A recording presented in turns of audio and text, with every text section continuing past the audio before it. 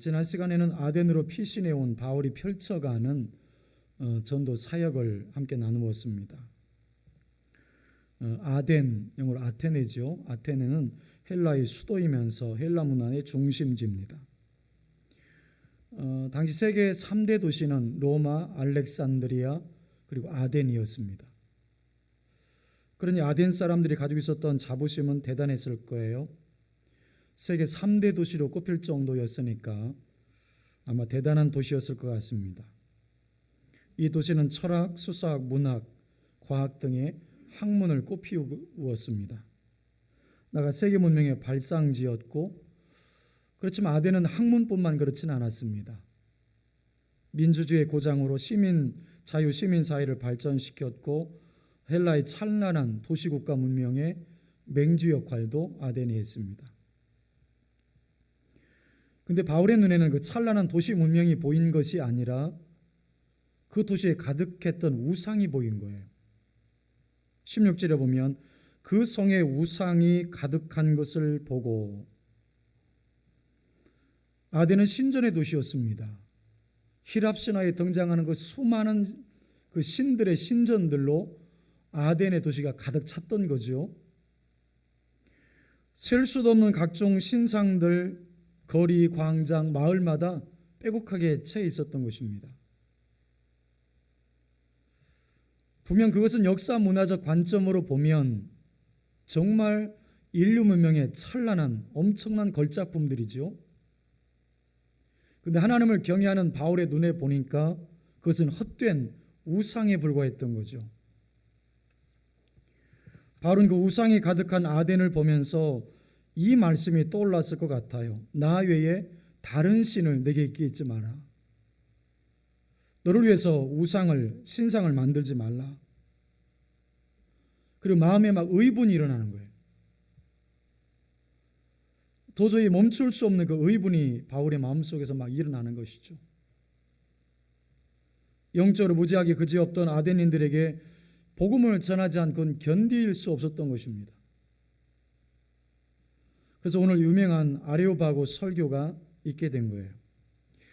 이 아레오바고 전경을 한번 잠깐 보십시오. 사전을 통해서 보면 아테네 가보신 분이 혹시 계실지 모르겠습니다만은 이쪽에 앞쪽에 있는 하얀 그 바위 언덕이 아레오바고예요. 이곳은 아덴의 중앙광장 북편이고요, 아크로폴리스로 보면 서편이에요. 평평한 바위 언덕이었습니다. 이곳은 종종 공개 재판의 장소로 사용되었고요, 역사 기록에 보면 소크라테스도 이곳에서 재판을 받은 것으로 남아 있어요. 참 상징적인 게 있어요. 아레오바고는 그리스 신화에 나오는 전쟁의 신을 기념하는 곳인데 그곳 한복판에 서서 바울이 복음을 전하는 거예요. 아무튼 아덴인들은 철학적 경향이 강했습니다. 그래서 바울도 복음을 아주 논리적으로 변증하는 그 유명한 아레오바고 설교를 하고 있는 거예요. 그러니까 철학, 수사학, 거기에 복음까지 가미된 엄청난 지금 설교를 우리가 대하고 있는 것입니다. 아레오바고 설교는 세 부분으로 대략 나눌 수 있겠습니다. 첫째는 하나님께서 참 신이시다라는 것을 밝힙니다. 하나님만이 참 신이시다. 바울은 아덴의 종교성을 지적하면서 아덴 사람들이 섬기는 신과 달리 하나님께서 우주의 창조주요, 그분이 우주 만물의 주저자이심을 분명히 선포를 해요. 아덴 사람들은 헬라의 신관을 갖고 있었습니다. 그래서 온갖 종류의 신을 다 섬긴 거예요. 심지어 본문에 보면 알지 못하는 신에게까지 그들은 예물을 드렸습니다.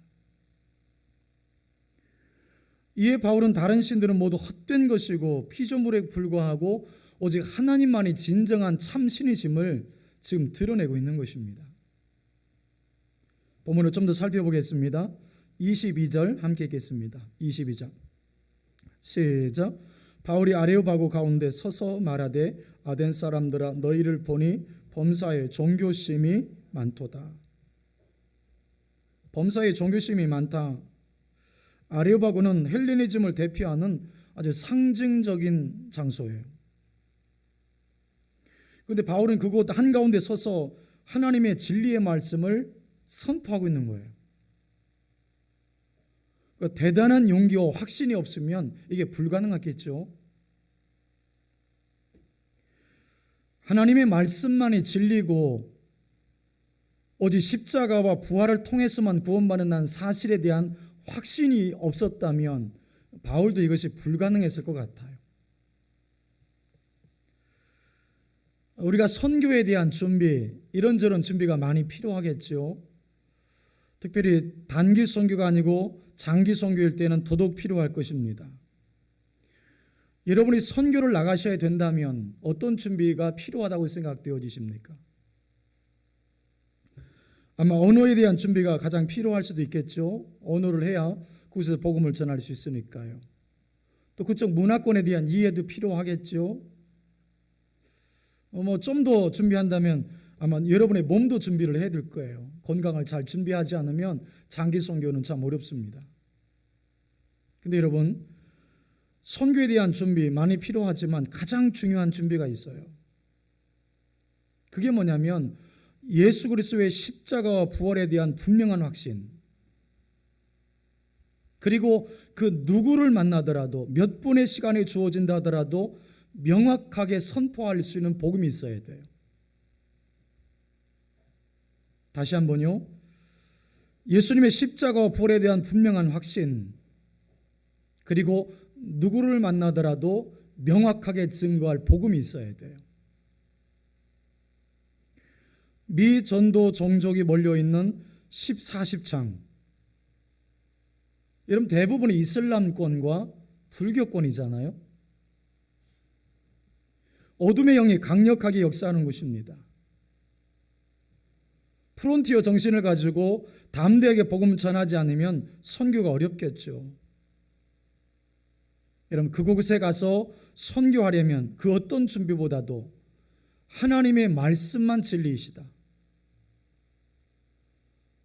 오직 예수님을 통해서만 구원을 받는다, 이 분명한 확신이 있을 때 여러분의 선교는 하나님이 역사하실 겁니다.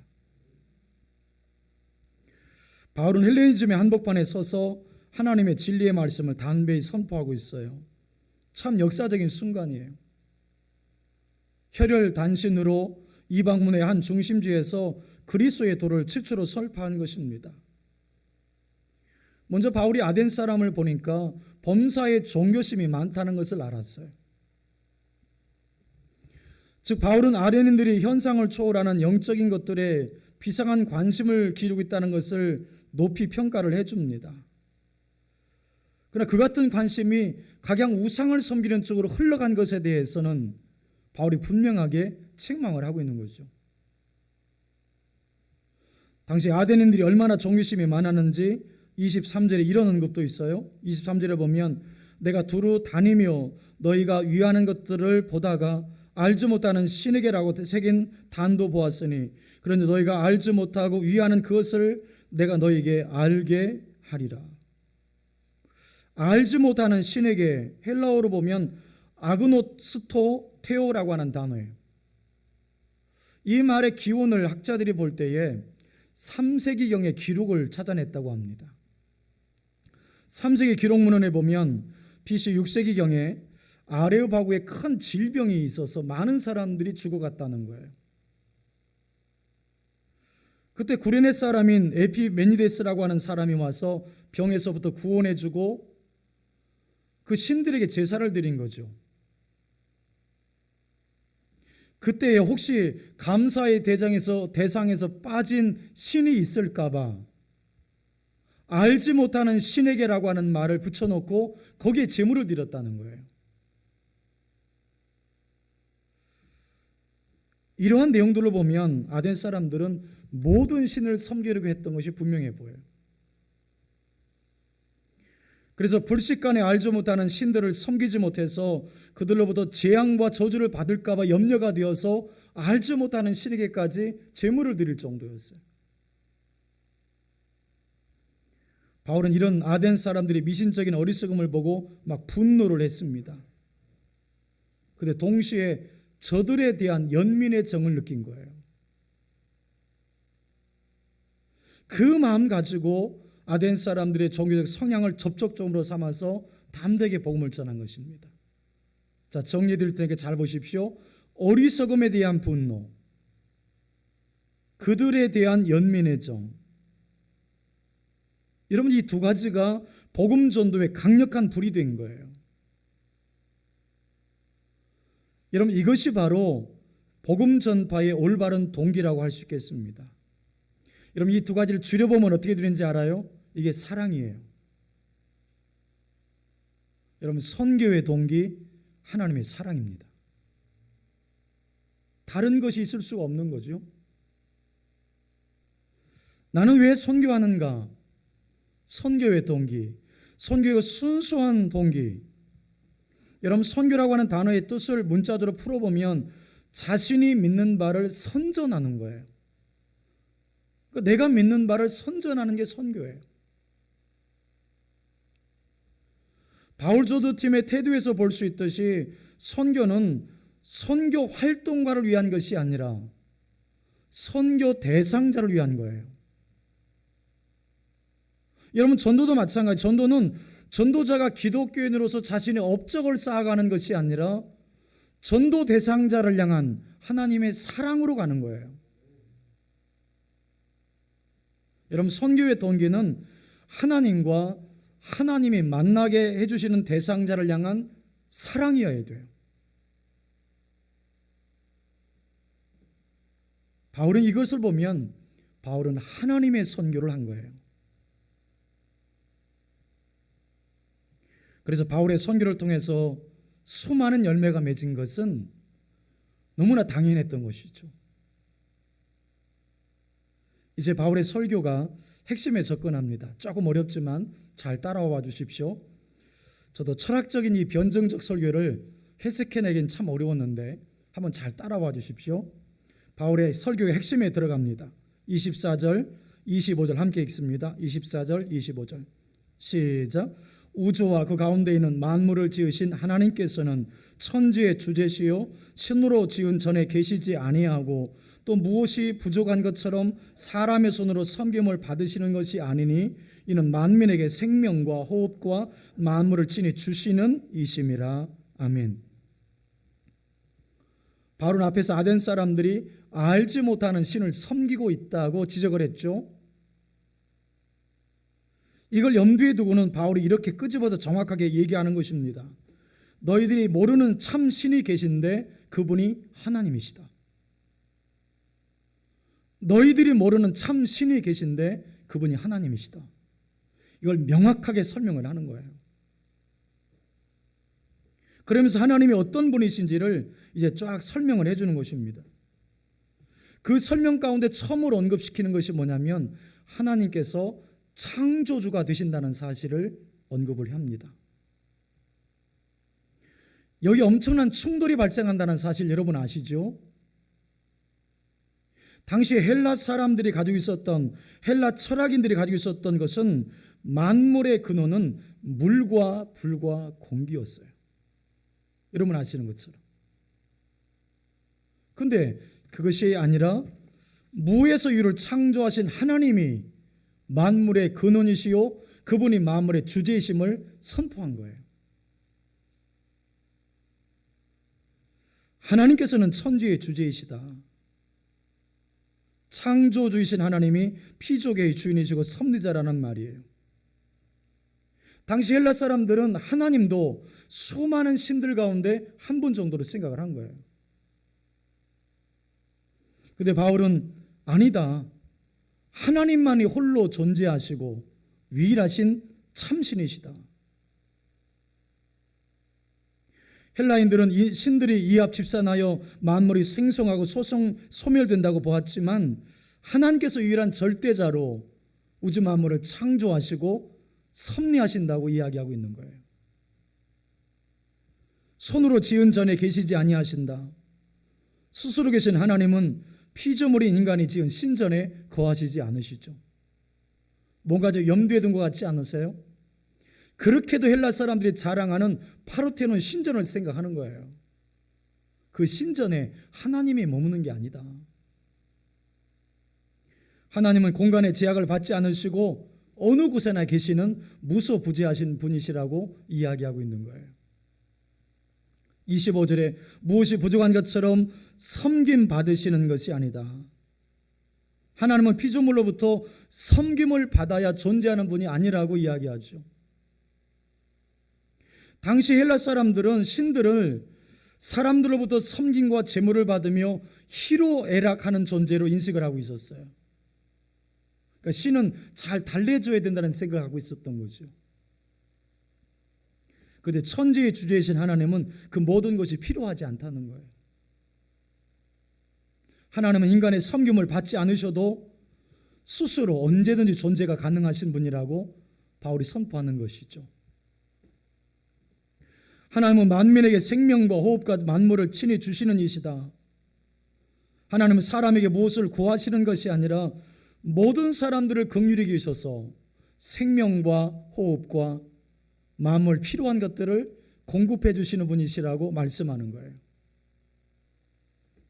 하나님은 최초 인간인 아담에게 그리고 그 모든 후손에게 생명을 주셨죠.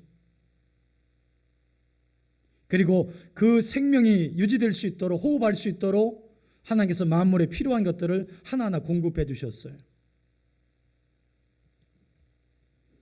자연신론자들은 신이 있더라도 인간과 무관하다고 생각을 했죠. 그런데 하나님은 친히 지금도 인간을 돌보고 계시다는 것입니다. 바울은 이렇게 하나님 한 분만이 참 신이심을 헬레니즘이 정말 막강한 아덴에서 지금 조목조목 지적을 하고 있는 거예요. 이 본문을 잘 보시면 논리와 확신이 붙어 있어요. 논리와 확신이 붙어 있어요. 논리와 확신이 묶여서 복음이 전거되고 있는 거예요. 논리는 체계적인 교육을 통해서 만들어지는 것 같고, 여러분 확신은 성령님이 주시는 내적인 믿음이에요. 논리가 중요할까요? 확신이 중요할까요? 둘 다 중요해요. 여러분 확신은 기도를 통해서 성령이 주신 은혜라면, 이런 논리는 체계적인 교육과 훈련을 통해서 만들어지는 거겠죠. 하나님이 여러분을 말씀으로 훈련하고자 할 때 여러분 도망치지 마시고 그 말씀으로 훈련을 잘 받으셔야 돼요. 이론과 논리만 가지고 선교할 수는 없지만 논리는 준비되어야 합니다. 논리는 기독교를 변증할 수 있는 능력이에요. 마지막까지 버티고 버틸 미 전도종족, 이슬람권이라고 생각을 해요. 아마 일부 불교권도 있고 샤머니즘도 있겠죠. 내가 믿는 바 기독교 진리를 논리적으로 변증할 수 있는 능력을 갖춰야 돼요. 논리는 없고 확신만 있는 신앙은 나는 구원받을 수 있는데 다른 사람들을 구원으로 인도하기는 어려워요. 여러분 논리적으로 복음을 전하고 그 위에 성령이 임할 때 하나님의 강력한 역사가 일어나는 거예요. 제가 가끔 쓰는 말이 있죠. 비전만큼 쓰임받지 않고 준비된 만큼 쓰임받는다. 오늘 바울은 여실히 그걸 보여주고 있어요. 둘째는 하나님과 인간의 관계를 밝힙니다. 하나님과 인간의 관계가 뭔지를 밝혀줘요. 아덴 사람들은 자신들이 아티카 본토의 흙으로 창조되었기 때문에 다른 사람들보다 우월하다는 자부심이 있었어요. 유대 사람들이 가지고 있었던 선민 의식과 좀 비슷한 점이 있죠. 이런 인간관을 갖고 있는 자들에게 바울은 온 인류가 하나님에 의해서 한 혈통으로 만들어졌음을 강조해요.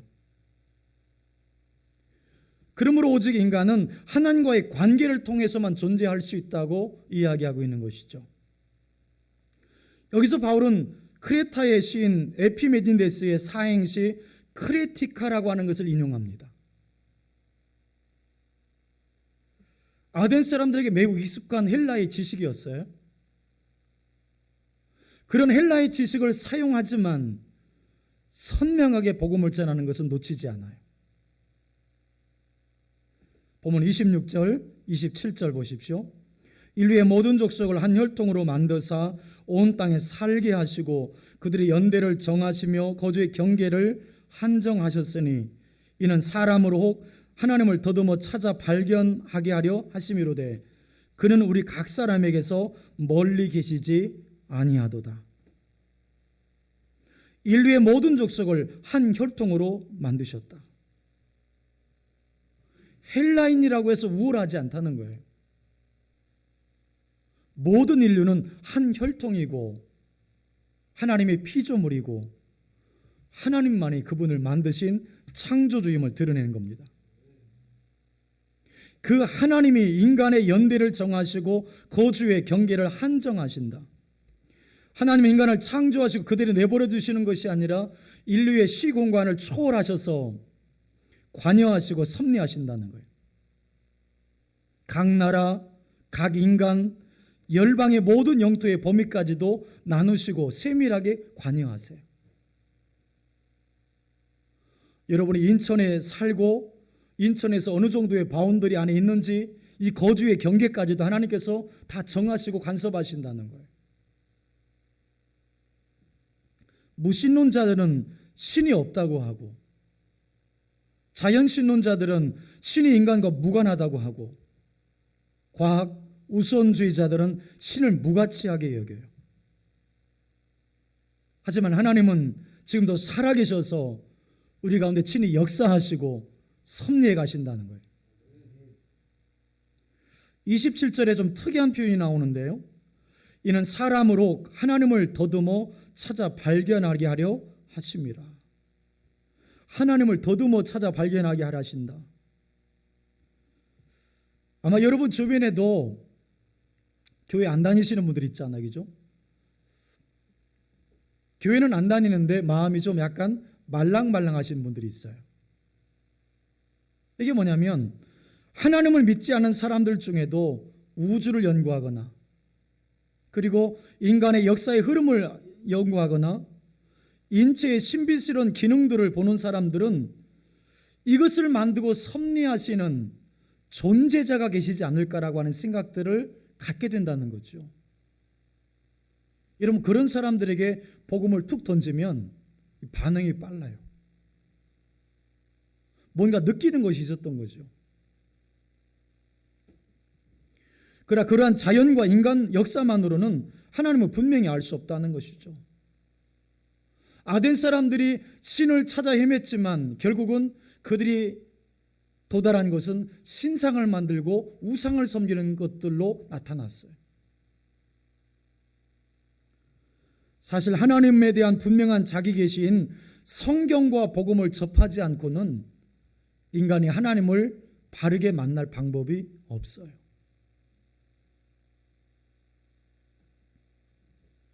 더욱이 모든 사람은 예수 그리스도의 보혈의 피로만 구원을 받을 수 있잖아요.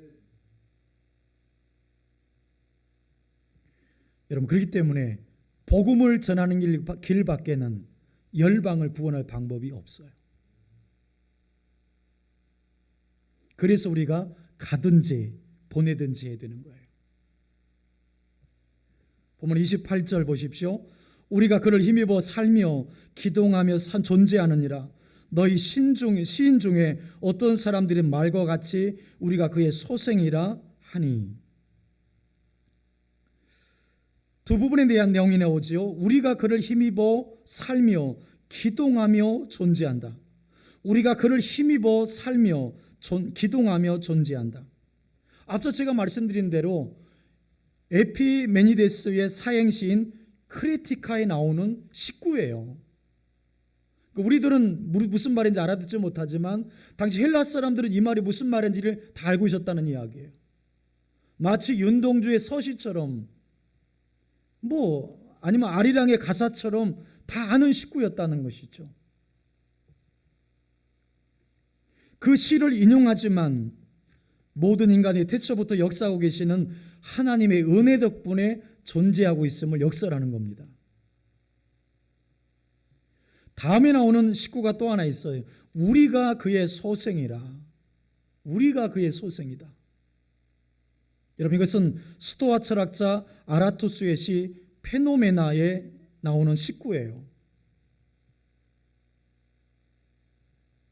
바울은 이렇게 헬라인들에게 복음을 전하면서 헬라 사람들이 알고 있었던 그 식구를 정확하게 인용해서 하나님이 창조주 되시고 모든 인간은 피조물 되신다는 사실을 명확하게 선포를 해요. 바울은 당시 모든 학문에 정통해서 헬레니즘의 중심지 아덴에서도 하등의 어려움이 없이 복음을 전할 수 있었어요. 셋째는 중요한 단락이죠. 회개의 촉구가 있습니다. 회개의 촉구. 이것이 제가 볼 때 클라이막스예요. 바울은 우상 숭배를 허탄한 것으로 지적을 하고 예수님의 죽음과 부활 그리고 심판을 선언해요. 그래서 하나님 앞에 돌아와 회개할 것을 촉구합니다. 참 담대하죠. 그 핵심이 바로 30절 31절이에요.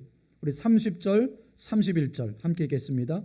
시작. 알지 못하던 시대에는 하나님이 간구하셨거니와 이제는 어디든지 사람에게 다 명하사 회개하라 하셨으니 이는 정하신 사람으로 하여금 천하를 공의로 심판할 날을 작정하시고 이에 그를 죽은 자 가운데서 다시 살리신 것으로 모든 사람에게 믿을 만한 증거를 주셨음이라 하니라. 30절에서 바울은 아덴 사람들에게 우상 숭배를 떠나서 하나님께 돌아올 것을 촉구해요. 그리고 바울은 먼저 예수님이 오시기 전까지 자연과 역사를 통해 어렴풋하게 하나님을 알 수 있게 하셨던 것처럼 비록 그 시대에는 우상을 섬겼더라도 약간 간과해 주셨다는 거예요.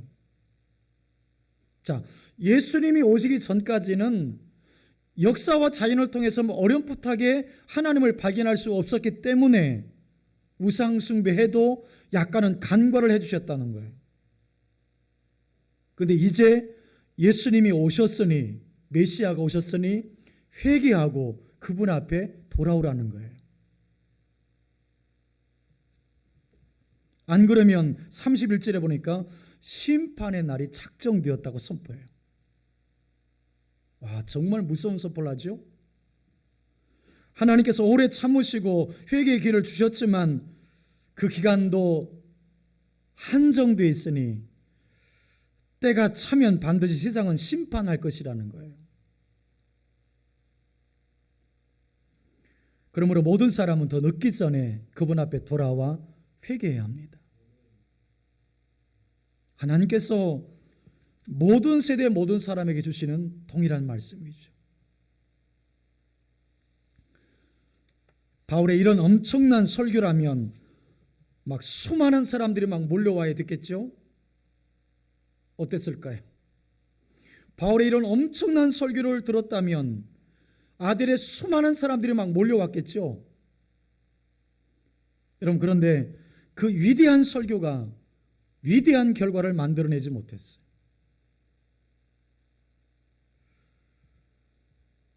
믿는 자가 거의 없었어요. 다른 어떤 곳에서보다도 믿는 자가 적었어요. 설교자라서 제가 막 위로를 받아요.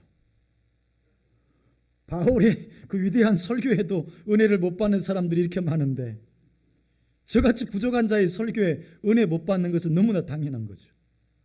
제가 막 감동을 받았잖아요, 이 부분에서. 여러분, 보면 32절부터 34절 읽겠습니다. 32절부터 34절까지 시작. 그들이 죽은 자의 부활을 듣고 어떤 사람은 조롱하고 어떤 사람은 이 일에 대하여 네 말을 다시 듣겠다 하니 이에 바울이 그들을 가운데서 떠나매 몇 사람이 그를 가까이하여 믿으니 그 중에는 아레오바고 관리 디오누시오와 다마라라고 하는 여자와 또 다른 사람들도 있었더라.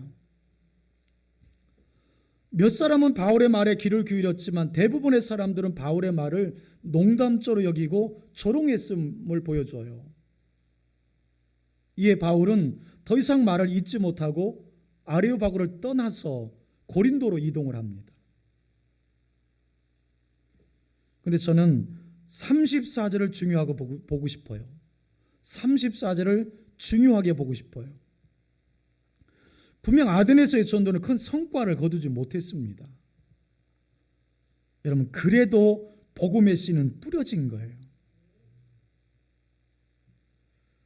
여러분, 비록 소수였지만 하나님을 믿는 제자를 얻게 됐어요.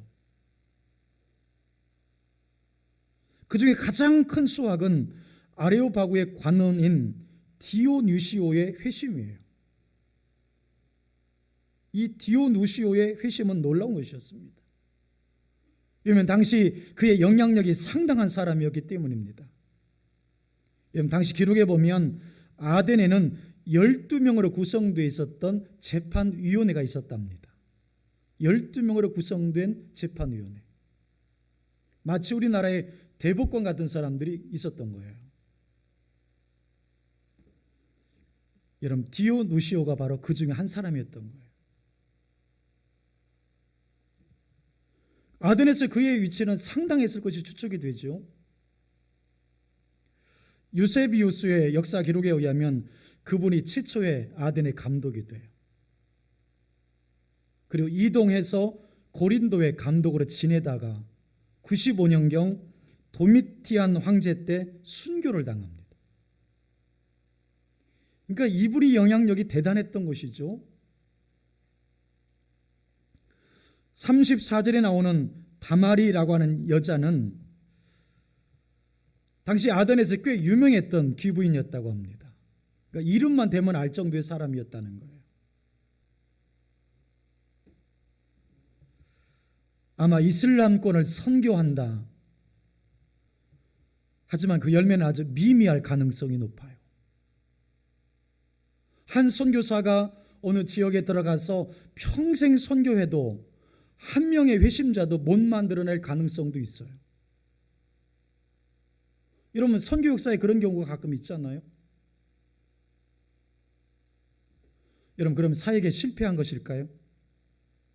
이 선교사가 헛된 일을 한 것일까요? 여러분, 선교는 열매로 판단할 수 없어요. 여러분, 선교는 열매로 판단하는 게 아니에요. 몇 사람의 회심자가 선교사에게 평가되는 게 아니에요. 여러분, 분명한 것이 있습니다. 척박한 그 땅에 그래도 복음의 씨앗이 뿌려졌다는 것, 그리고 반드시 하나님께서 하나님의 때에 그 열매를 맺게 하신다는 것. 여러분, 고린도전서 3장 6절 7절 함께 읽겠습니다. 고린도전서 3장 6절 7절 시작. 나는 심었고 아볼로는 물을 주었으되 오직 하나님께서 자라나게 하셨나니 그런즉 심는 이나 물주는 이는 아무것도 아니로되 오직 자라게 하시는 이는 하나님뿐이니라. 아멘. 어떤 사람은 심습니다. 그죠? 어떤 사람은 심어요. 어떤 사람은 물을 줍니다. 역할이 다른 거지요. 그런데 오직 자라게 하시는 이는 하나님이시다.